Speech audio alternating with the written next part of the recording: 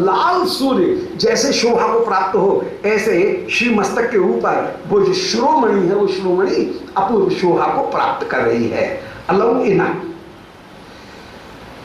तो कच सन तमसः तमसौ अलौ इना, आज केशों के उस अंधकार के बीच में अलौ इन माने बाल सूर्य के समान एवोदय, तो जो उदयतः उदित होते हुए बाल सूर्य के समान वो बोलना अपूर्व रूप से शोभा को प्राप्त हो रहा है, शिरोमणि अपूर्व रूप से शोभा को प्राप्त हो रही है। क्यों जी? सूर्य उदय होगा तो सूर्य तो अंधकार को नष्ट कर देता है, परंतु यहां पर इस श्री मस्तक की शिरोमणि रूपी लाल मणि का जो बोलना है, उस बोलना ने, उस शिरोमणि ने केशों को तो समाप्त किया नहीं, बोले इसलिए समाप्त नहीं किया, दय तो यथा, क्योंकि वो सूर्य इन अंधकार से भी प्रीति करते हुए विराजमान, और अंधकार भी सूर्य से प्रीति कर रहा है। ये एक अद्भुतता है। यहां पर अद्भुत अलंकार का प्रयोग हो गया। अद्भुत अलंकार वहां होता है जहां पर असंभव कोई वस्तु को संभव करके दिखाया। तो दय तो यथा, यही आश्चर्य की बात है कि सूर्य उदय होकर के भी उस अंधकार को, श्याम अंधकार को नष्ट नहीं कर रहा है, क्योंकि सूर्य के लिए वो अंधकार प्यारा हो गया और अंधकार के लिए वह सूर्य प्यारे हो गए हैं। तो केशों के लिए वो शिरोमणि अत्यंत अत्यंत प्यारी हो गई है और शिरोमणि के लिए केश अत्यंत अत्यंत प्यारे हो गए हैं। बड़ी सुंदर छवि है कि ये अद्भुत सूर्य का जन्म हुआ।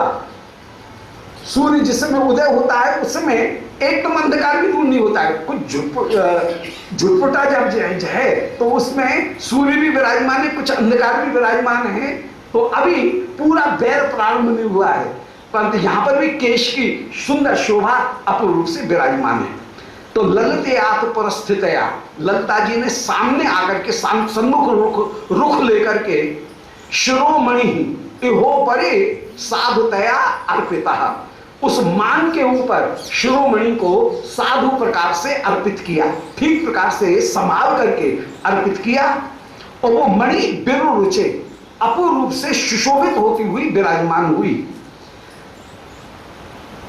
वो मणि कैसी लग रही है कि कच संतत मसौ अलौ इना, जैसे बाल रूपी संतत मसौ माने अंधकार के बीच में अलौ इना कोई बाल सूर्य उदय हुआ हो, ऐसी शोभा की प्राप्ति हो रही है।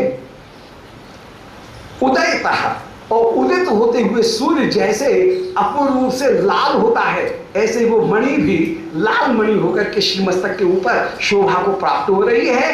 दय तो यथा, ये परम प्यारी भी है, इससे बाल भी उसको बड़े स्नेह के साथ में साधे हुए हैं, ग्रहण किए हुए हैं, और वो मणि बालों को नष्ट नहीं कर रही है, बालों को बिगाड़ नहीं रही है, बल्कि बालों के साथ में, केशों के साथ में मित्रता प्राप्त करके विराजमान हो रही है। ये अद्भुत सूर्य की विशेषता है कि उस सूर्य ने अंधकार को नष्ट नहीं किया, बल्कि उस अंधकार के साथ में मानो मित्रता स्थापित कर ली है। तो ये अपूर्व रूपक यथा शब्द कहकर के दृष्टांत अलंकार का यहां पर प्रयोग किया गया है कि जैसे अंधकार के बीच में सूर्य उदय हो रहा हो, ऐसी वो अपूर्व शोभा। दृष्टांत प्रतिवस्तुपमा है, इसको कहते हैं प्रतिवस्तुपमा अलंकार। प्रतिवस्तु, जहां बिंब प्रतिबिंब भाव से कोई वस्तु प्रस्तुत की जाए वहां पर होता है दृष्टांत। जहां पर एको धर्मो सामान्यो यत् निर्दिश्यते पृथक प्रतिवस्तुपमा सा उक्ता, तो प्रतिवस्तुपमा वो होती है जहां पर एक ही साधारण धर्म दो अलग अलग वाक्यों में प्रकट होता है, वहां पर प्रतिवस्तुपमा अलंकार होता है, और यहाँ पर उसी प्रतिवस्तुपमा अलंकार का यहाँ प्रयोग किया गया है। माने उपमा का ही एक प्रकार का भेद, दो अलग अलग अलंकार में यथा कह करके दो अलग अलग अलंकार, अलग अलग वाक्यों में एक ही वस्तु की जहां अद्भुत चमत्कारकारी समानता दिखाई जाए, वो अपूर्व रूप से प्रकट हो रही है। और ये अद्भुतता प्रकट हो रही है कि सूर्य अंधकार को नष्ट नहीं कर रहा है, बल्कि अंधकार के साथ में मित्रता स्थापित किए हुए है।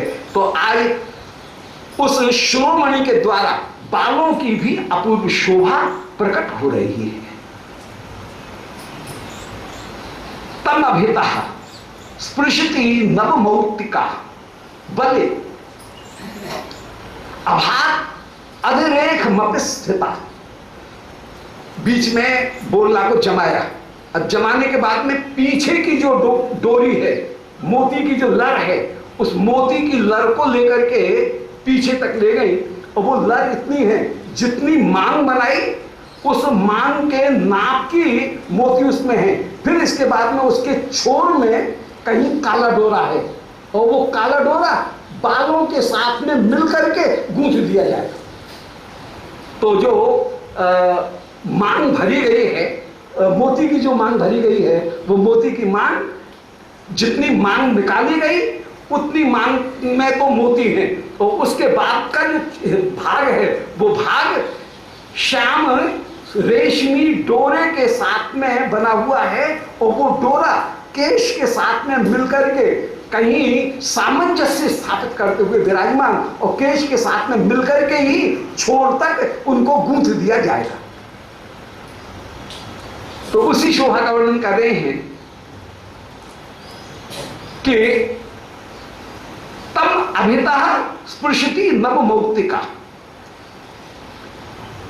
अभिता माने उन मणि को, सभी उस मांग को अभिता स्पृशति पूरी तरह से छूती हुई नव मौक्तिका बलि, नई मोती की जो माला है वो मोती की माला अपूर्व रूप से सुशोभित है। माने मांग मोती से भरी हुई है, भर गई है। वो अभाग तो तम अभित स्पृशति नव मौक्तिका बलि अभाग, उस मांग को अभित स्पृशति पूरी तरह से छूती हुई नव मौक्तिका बलि, नई मोतियों की जो माला है वो अभाग अपूर्व रूप से सुशोभित होकर के विराजमान हुई। अधरेख मपिस्थिता, और वो जो मोतियों की मांग गई है, टीका की बोलना की जो पीछे से मोतियों की लड़ गई है वो अधरेखम अपिस्थिता, रेखा के ऊपर ही ऐसी जम गई है। जितनी रेखा बनी उनमें बगल के जितने भी केश, उन केशों ने उसको सहारा दिया है तो वो मांग से वो मोतियों की माला वो इधर उधर बिखरेगी नहीं, मांग में ही वो बिल्कुल एकदम स्थिर होकर के विराजमान हो गई है। तो अधिरेखम अपिस्थिता, अधिरेखम मान उस रेखा के ऊपर अधिष्ठिता होकर के वो मोतियों की लड़ शोभा को प्राप्त हो रही है। तो जो टीका धारण किया है ऊपर है बोलना, यहां पर उसके आगे आएगा टीका और उसके पीछे जाएगी मोतियों की माला, और वो माला उस समय मांग में पूरी जमती हुई विराजमान हो रही है। तो बगल के जो केश हैं वो भी सुंदर थोड़े से उठे हुए हैं, वे उसको सहारा देते हुए अपने साथ में आत्मसात करते हुए वे विराजमान हो रहे हैं, उनके साथ में मैत्री स्थापित करते हुए विराजमान हैं और वो माला अपने आप मांग में जमी हुई विराजमान हो रही है। उन्नति रग माप विहाय की, आज वो मोतियां कैसे लग रहे हैं उनके लिए तुलना कर रहे हैं। मोतियों की शोभा, वो मोतियों की शोभा ऐसी है उन्नति, मानो सुंदर नक्षत्रों की पंक्ति शोभा को प्राप्त हो रहे हैं। उड़ मन उड़गन, नक्षत्र तारे, उनकी तति के समान वो पीछे की जो माला है वो मोती की माला शोभा को प्राप्त हो रही है। तो उन्नति रविम अपाक, आज मानो उस शिरोमणि को नक्षत्रों की माला ने प्राप्त किया है। विहाय किम हिमरुचिम परतो परितोषितः, आज इन नक्षत्रों को, इन तारों को मानो चंद्रमा प्यारा नहीं लग रहा है, इनको सूर्य ज्यादा प्यारा लग रहा है। ये आश्चर्य, ये विरोधाभास है। चंद्रमा प्रायः तारे जो हैं वो चंद्रमा के साथ में खिलते हैं, परंतु ये जो मोती की माला मांग में जो मोती की लड़ पीछे आ रही है वो किसके साथ में जुड़ी हुई है? वो बोरला के साथ में, लाल मणि का जो शिरोभूषण है, शिरोमणि, उसके साथ में जुड़ रही है। तो उनको देख करके ऐसा लग रहा है कि मानो नक्षत्र आज हिम रुचिम बिहार, चंद्रमा का तो त्याग कर दिया और चंद्रमा का त्याग करके ये नक्षत्र मानो सूर्य के साथ में ही जुड़ करके विराजमान है। तो टीका जो धारण कर रखा है मस्तक के ऊपर, उसकी माला टीका के साथ में ही ये माला जुड़ी हुई है। तो हिमरुचिन पर तो अपरितोषतः, मानो चंद्रमा से इनको संतोष नहीं है, आज सूर्य के पास में अपरतोष पूर्वक धारण करके, असंतोष धारण करके मानो सूर्य के साथ में आकर के ये नक्षत्र मिल गए हैं। तो श्री प्रिया की मांग में भरे हुए वे मोती ऐसे सुंदर लग रहे हैं कि मानो आज चंद्रमा का मुख के ऊपर वो माला नहीं है, बल्कि वो काले केशों के बीच में सूर्य रूपी जो शिरोमणि है, उस शिरोमणि के साथ में जुड़ करके वे मोती शोभा को प्राप्त हो रहे हैं। जो ऐसा लग रहा है कि मानो चंद्रमा को छोड़ करके ये अपूर्ण रूप से सूर्य के साथ में जुड़ गए हैं। हिमरुचिम पर तो अपरितोषतः, मुख से उनको संतोष नहीं है, ये सूर्य से संतोष प्राप्त करना चाहते हैं, चंद्रमा से संतोष नहीं है, ये सूर्य से। अब चंद्रमा क्या है? वो चंद्रमा है आधा ललाट श्री किशोर जी का। जहां श्री कविराज गोस्वामी जी ने श्री कृष्ण माधुर्य का वर्णन किया और कृष्ण माधुर्य का वर्णन करते हुए ये कहा कि काम गायत्री के 24.5 अक्षर वे ही श्री श्याम सुंदर के श्रीअंग में 24.5 चंद्रमा के रूप में विराजमान। श्री विश्वनाथ चक्रवर्ती जी जिस समय टीका करने के लिए बैठे श्री चैतन्य चरितामृत के उस अंश के मन में विचार करें कि भाई हमको तो 25 अक्षर लग रहे हैं काम गायत्री में, साफ साफ स्पष्ट रूप से 25 अक्षर कई बार गिन करके देखा। एक काम बीज है और इसके बाद में कामदेव आए इत्यादि विद्म है, तो वो काम इनको देखें तो 8 अक्षर के 3 पद हैं, तो 8 या 24 और एक काम बीज, कुल 25 अक्षर दिख रहे हैं। परंतु कविराज गोस्वामी जी ने कहा है कि 24.5 अक्षर नहीं है, ये 24.5 चंद्रमा है और उन्होंने 24.5 चंद्रमा ही गिनाए। वहां पर रूप माधुरी में भी 24.5 चंद्रमा ही गिना रहे हैं कि 10 नखचंद्र श्री चरण के विराजमान है। जब बंशी बजा रही हैं तो 10 नखचंद्र श्री हस्ती की जो नख हैं वे ही 10 नखचंद्र ये विराजमान। तो 10 और 10 20, 10 चरण के नखचंद्र, 10 बंशी जिन हाथों में ले रखी है उनके 10 नक्षत्र विराजमान हैं और 24.5 चंद्रमा की गिनती कविराज गोस्वामी कर रहे हैं कि एक है मुखचंद्र, उसके ऊपर एक लगा रखा है तिलक, तो तिलक चंद्र हो गया, 2 हो गए। फिर 2 कपोल में कुंडल धारण कर रखे हैं तो 2 कपोल चंद्र हो गए, तो 24, 4 हो गए। 10 और 10 20 और 4 24, एक मुखचंद्र, 2 कपोल चंद्र, एक तिलक चंद्र और आधा चंद्रमा कविराज गोस्वामी जी ने वर्णन किया ललाट। यहां पर वही ललाट की बात है, चंद्रमा का त्याग करके ये जो मोती है ये आज सूर्य के साथ में मित्रता करते हुए विराजमान है, वो वही संदर्भ है। तो उनके मन में विचार आया कि ये कहां से ये आधा चंद्रमा कैसे हो गया। परंतु मन में विचार कर रहे हैं ना, कविराज गोस्वामी के वचन तो झूठे हो नहीं सकते हैं। महापुरुषों में धर्म प्रमाद विप्रलिप्सा करना पाप ये चारों दोष कभी है ही नहीं, इसलिए कभी वे तो गलत तो कहेंगे नहीं, हमारी समझ में नहीं आ रहा होगा। तो अपने ऊपर ही सारी अपनी अज्ञानता को ही मानते हुए श्री विश्वनाथ चक्रवर्ती पाद सो गए। रात को श्री किशोरी जी ने स्वप्न में दर्शन दिया और कलाप व्याकरण का एक सूत्र उस समय विश्वनाथ चक्रवर्ती जी को स्वप्न में आदेश दिया और ये कहा कि आकार के बाद में जो या आता है कामदेवाय, बाय में आ के बाद में आय में जो आकार के बाद में यकार है वो आधा अक्षर माना जाएगा। ये उस सूत्र के द्वारा ये साधु प्रयोग है, असाधु प्रयोग नहीं है। जो भी कहा गया वो बिल्कुल उचित प्रयोग है। ऐसा जिस समय कहा उस समय श्री विश्वनाथ चक्रवर्ती जी का सारा संदेह दूर हुआ। यहां पर वो ही निरूपण कर रहे हैं कि आज वो नक्षत्र माने मोती, मांग के मोती, आज चंद्रमा का त्याग करके माने अर्धचंद्र का त्याग करके मानो सूर्य के साथ में मित्रता प्राप्त करके विराजमान है। माने बोलना के साथ में जुड़ी हुई मांग मोती की लड़ बन करके ये मस्तक के ऊपर शोभा को प्राप्त हो रहे हैं। ये अपूर्व शोभा उनकी प्राप्त हो रही है। तो तम अभितः स्पृशति नवमूर्तिका, शिरोमणि को अभितः स्पृशति सामने से छूती हुई जो नई मोती की माला है वो अभात अपूर्व रूप से सुशोभित हुई और अभिरेखम अपस्थिता, और वो रेखा के सहारे सहारे विराजमान हुई है।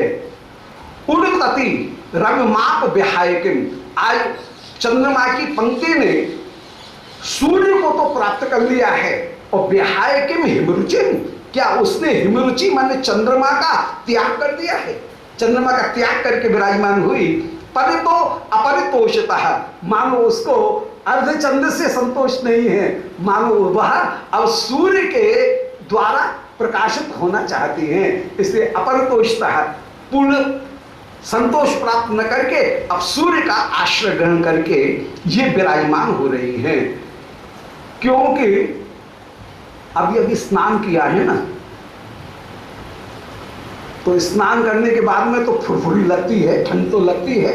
इसलिए सूर्य ज्यादा काम की चीज है, चंद्रमा काम की चीज नहीं है। इसलिए चंद्रमा का त्याग करके आज सूर्य के साथ में मित्रता करते हुए ये विराजमान। अपरितोषिता, अपरितोष का तात्पर्य है क्योंकि स्नान करके अभी श्री प्रिया विराजमान है, इसलिए इस समय सूर्य के साथ में मिलना ज्यादा लाभदायक है। चंद्रमा के साथ में मिलकर के शीतलता बढ़ाना उचित नहीं है, इसलिए ये चंद्रमा के साथ में मिलकर के विराजमान नहीं है, सूर्य के साथ में बोलना के साथ में मिलकर के विराजमान हो रही हैं।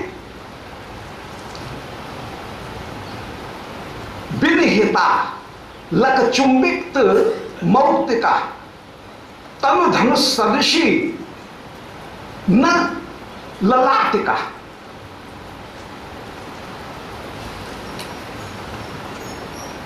सचल शैवल बुध पाल्य सौ मुख सुधा सरस सरस छवे। तो पीछे की मांग की बात पूरी हो गई। अब उस बोलना के साथ में दो लड़ और निकली हुई हैं जो उसको दाएं बाएं नहीं जाने देंगी। उनको साधने के लिए जो दो लड़ विराजमान हैं, अब उनकी शोभा का वर्णन कर रहे हैं, अर्थात बंदनी की शोभा का वर्णन करते हैं। ये हो गया शिरोमणि या बोलना, ये हो गई मंग, मौक्तिक मंग, मोती की मांग, और इसके बाद में दो जो मालाएं हैं चौड़ी, वे विराजमान हैं बंदनी के रूप में, जो कि उसको शिरोमणि को स्थिर करके रखेंगी, जो मस्तक के ऊपर होकर के आएंगी। अब उस बंदनी की शोभा का वर्णन कर रहे हैं। उस बंदनी का नाम है ललाट का, जो ललाट के ऊपर सुशोभित हो उसका नाम है ललाट का। ललाट का मतलब बंदनी। उस बंदनी की शोभा का वर्णन कर रहे हैं। क्या श्री किशोर जी के एक एक रूप माधुरी, एक एक श्रृंगार की माधुरी, उसका अलंकार का अलंकार के प्रकार से ही वर्णन करते हुए विराजमान है कि विनिहितालक चुंबित मौक्तिका। अब जो दो बंदनी की लड़ आ रही हैं, उनको श्री ललिता जी ने बड़ी चतुराई के साथ में केश के बालों के साथ में चिपका करके उनको रखा। नीचे नहीं लटक रही हैं, जहां केश श्री मस्तक के ऊपर विराजमान है, उन केशों से बिल्कुल चिपका करके वो बंद का जो बंदनी, उसको बंदनी को रखा। और उनमें कुछ नीचे से भी केश कहीं झलक रहे हैं। अब वो केश तो हो गए शैवाल, हरी घास, बंदनी के पास में से नीचे झलकते हुए या ऊपर एक जो रेखा बनी केशों की, वो तो हो गया शैवाल। और ये जो दोनों बंदनी है, ये बंदनी आज अपूर्ण रूप से ये मोतियों की पंक्ति, ये हो गए बुद्बुद। तो जैसे किसी सरोवर में शैवाल भी हो, जल की बूंद भी हो, मुख हो गया एक सरोवर, उसकी सरोवर में श्री राधिका के मुख की जो शोभा वो हो गई एक सुधा, अमृत छवि, उसी अमृत में तरंग चल रही हैं। अलग हो गए शैवाल और बुद्बुद हो गए, जैसे बूंद होती है वही हो गई बंदनी। तो आज सरोवर के समान, एक सुधा सरोवर के समान श्री प्रिया के मुख की शोभा हो रही है। रूपक जो है प्रिया का मुख एक सरोवर के समान सुशोभित हो रहा है। अब उसी सरोवर का वर्णन कर रहे हैं कि बिनहेता लक चुंबित मौक्तिका, मोती की दोनों लर अलकों से चिपका करके बंदनी धारण कराई है। श्री श्याम सुंदर तो पाग बांधते हैं, पाग बांधने के बाद में उसके ऊपर दुमाला धारण करते हैं। पाग के नीचे पाग का सहारा लेकर के दुमाला श्याम सुंदर धारण करते हैं। परंतु श्री प्रिया जी को दुमाला धारण कर, प्रिया जी को यहाँ पर बंदनी जो है वही दुमाला बन करके जैसे सुशोभित हो रही है, केश के सहारे बंदनी न्यारी शोभा को प्राप्त हो रही है। तो बिनहित अलग चुंबित मौक्तिका, केशों को छूती हुई मौक्तिक की जो माला वो दोनों ओर शोभा को प्राप्त हो रही है। कैसी है? अतनु धनुष सदृशी, जो कामदेव के धनुष के समान है। तो इस समय जो आकार हो रहा है वो आकार भी धनुष जैसा आकार ही, श्री बंदनी का जो आकार है वो धनुष जैसा आकार ही हो रहा है, मानो कामदेव के धनुष के समान आज बंदनी को श्री प्रिया ने धारण किया है। ऐसी वो ललाट का है। क्या ऐसी नहीं है क्या न ललाट का? क्या ऐसी नहीं है क्या? अतः बिल्कुल वैसी ही लग रही है। सचल शैवल बुद्बुद पाल्यसम। अब वो जो ललाट का है, जो बंदनी है, उसकी शोभा कैसी लग रही है? बोल मानो आज सचल शैवल, कोई चंचल शैवाल से युक्त होकर के विराजमान हो। अब प्रिया का मुख यदि सरोवर है तो सरोवर में जैसे शैवाल काई होती है, घास होती है, ऐसी काले जो केश हैं वे तो हो गए घास, और मोती की जो माला है वो हो गई जल की बूंद। तो बूंद के साथ में जैसे शैवाल युक्त मोती जल की बूंद सुशोभित हो रही हो, ऐसे सचल शैवल बुद्बुद पाल्य सब, ऐसे बुद्बुद की पाली माने पंक्ति वहां पर अपूर्ण रूप से सुशोभित हो रही है। मुख सुधा सरसा, और श्री प्रिया उनका मुख वह हो गया एक सरोवर। तो प्रिया का मुख एक सरोवर है जिसमें अमृत अपूर्ण रूप से विराजमान है। सरस छवि, जो रस से युक्त छवि से युक्त होकर के विराजमान है। तो सरोवर में जैसे जल, ऐसे यहां पर मुख की छवि वो विराजमान है जिसमें अपूर्ण रूप से तरंग आती हुई विराजमान हो रही है। ऐसी उसकी अपूर्व शोभा। ये सांग उपमा का प्रयोग हो गया, इसको सांग उपमा कहेंगे। माने सरोवर है तो सरोवर के एक एक अंग का उसी में वर्णन कर दिया गया। ये सांग पहले पारंपरिक था, सरोवर अलग, फिर उसका साथ, फिर उसका साथ, ये साथ लेकर के जैसे तारे सूर्य का साथ ले रहे हैं, चंद्रमा का साथ छोड़ रहे हैं, वो पारंपरिक। यहाँ पर जो सांग रूपक है सरोवर के ही एक एक अंग का जहां वर्णन किया जा रहा है, ऐसी सुंदर शोभा हो रही है। तो सचल सहीव बुद्बुद पाल्य सब, शैवाल से युक्त बुद्बुद माने मोतियों की बूंदों के रूप में, मोतियों की जो पाली माने पंक्ति, वो पंक्ति ही मुख सुधा सरसा। आज मुखरूपी सरसा माने सरोवर की जो मुख कैसा है, सुधा का सरोवर है। तो अमृत के सरोवर उस मुख की कहीं अपूर्व बूंद होकर के विराजमान है। ऐसी उस बंदनी की अपूर्व शोभा हो रही है। सरस छवि, उसकी सरस छवि होकर के ही विराजमान है। तो छवि हो गई लहर, मुख की शोभा हो गई अमृत, मुख हो गया सरोवर, काले बाल हो गए शैवाल, और उनमें मोतियों की माला वो हो गई मोतियों की बुदबुद, वो बूंदों की माला। इस प्रकार पूरा मुख एक अद्भुत सरोवर के समान शोभा को प्राप्त हो रहा है। अब मिलित तत्तदुपांतिम सूत्रवत् अत सुदेव्यत पुष्प विचित्रता कचतति ही सुदृशो वरवेण्य भूत मधुरमा प्रसुतम प्रसुतम यथा।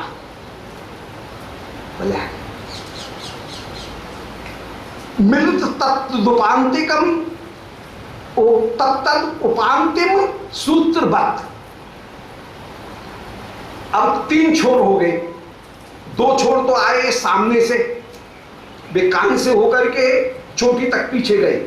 एक छोर जो आया वो आया मान का। अब इन तीनों छोरों को, केश की तीनों जो लट थी चोटी की, उन तीनों लटों के साथ में इन तीनों छोरों को मिला दिया गया। भले